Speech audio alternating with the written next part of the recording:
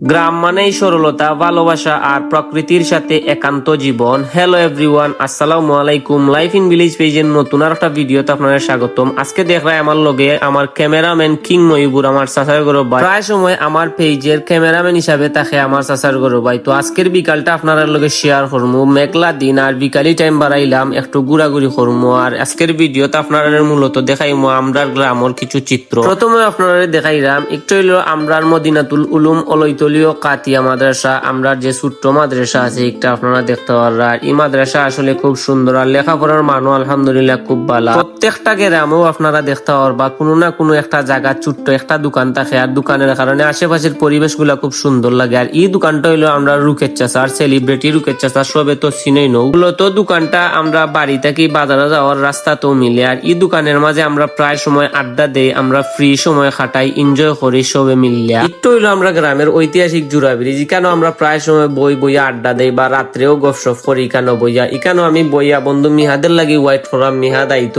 ও দেখলানি cute মিয়া দায়িত্ব নাইও তাই কিউট ময়ূরের লগে গলাগলি খল্লা। আর যেহেতু আমরা বিকালে আজকে তিনজন একলগেও থাকবো, আর প্রতিদিনও আমরা আলহামদুলিল্লাহ প্রায় সময় একলগে থাকি। আর ও জায়গার ভিডিওটা আমার পেজত 3 লাখ মানুষই দেখছিল। আমি নিজে একজন বিকালি টাইম আইলে ঘুরাঘুরি করার চেষ্টা করি বা ভিডিও তো প্রতিনিয়ত হইয়া থাকি যে বিকালি টাইম আইলে একটু ঘুরাঘুরি করুক আর নিজের সময় দৌকা, মন মাইন্ড ফ্রেশ থাকবো। বিকালের মুক্ত বাতাস আসলে আমরা অন্যরকম একটা প্রশান্তি জাগায় মনের মাঝে, আর খুব ভালো লাগে। গ্রাম মানেই প্রকৃতির কুলে সাজানো এক স্বপ্নের ঠিকানা। এখানকার সকাল শুরু হয় পাখির কলতান আর মাঠের সবুজ ধান ক্ষেতের হাওয়া দিয়ে। নদীঘাটে মানুষের ভিড়, কেউ গোসল করছে আবার কেউ নৌকা করে যাচ্ছে বাজারে। গ্রামীণ জীবনের সরলতা অন্যরকম। কাঁচা রাস্তার দুলুমাখা পথ ধরে চলা, গাছের ছায়ায় বসে আড্ডা দেওয়া, এ যেন মাটির টানে ভরা এক ভালোবাসার গল্প।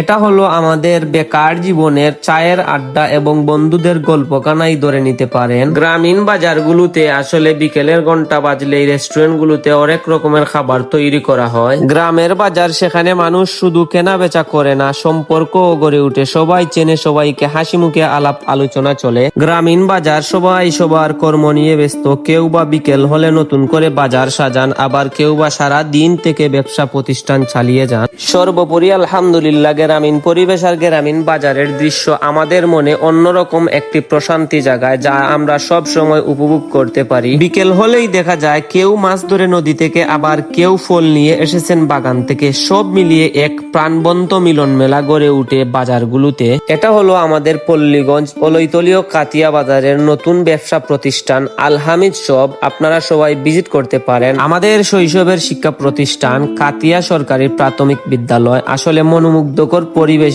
শিক্ষা প্রতিষ্ঠানের ভিতরে আপনারা দেখলে অবশ্যই বুঝতে পারবেন কতটুকু পরিষ্কার এবং পরিচ্ছন্ন আমাদের বিদ্যালয়। পরিত্যক্ত সরকারি জায়গা আসলে এটা আমাদের 9 নং ফাইলগাঁও ইউনিয়নের অতীতের ইউনিয়ন অফিস, যেখানে একদিন কোলাহল ছিল, আজ সেখানে নীরবতা আর বাঙ্গা দেয়ালের গল্প।